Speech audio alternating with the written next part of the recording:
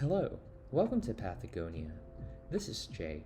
Today we are going to talk about endometriosis in a colon.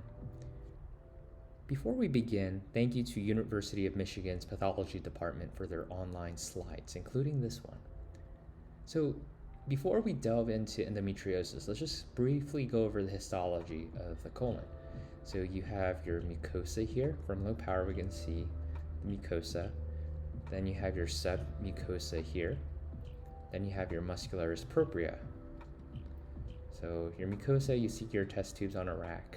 You have the lamina propria. And because there are not extensive lymphatics, if you ever have carcinoma, like an intramucosal carcinoma confined to the mucosa, that has really good prognosis because it doesn't spread due to the lack of lymphatics. Then you have your muscularis mucosae, as you can see the smooth muscle fibers here. And then it's dilated here, but this fibrous tissue with a lot of vessels is your submucosae. And then you have your muscularis propria, and you have your serosa or adventitia, depending on if the colon is retroperitoneal or intraperitoneal. So from low power, we can see these dilated structure, clear spaces. And maybe an initial thought, it may look like artifact, but this is just too smooth compared to this, which is artifact. So let's zoom in here. So the histologic definition of endometriosis is two of the three following: endometrial-like stroma, as we can see here, endometrial-like glands, as we can see here, as well as hemosiderin-laden macrophages, as we can see, here. So just to recap endometrium glands and stroma, this is endometrial glands. Because it has a mite, this is proliferative phase. Secretory stage will have, early secretory will have subnucleolar vacuoles. Late secretory will have supranucleolar vacuoles. And this is a stroma. You can see some cilia here because there's a little bit of tubal metaplasia going on, along with some, maybe these are PEG cells.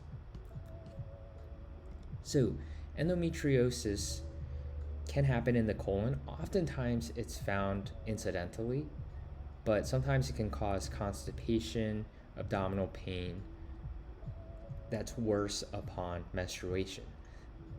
If you're unsure whether this is endometrial type stroma, if it's not clear cut like this, you can order a CD10, which will stain the stroma. You can also order an ERPR.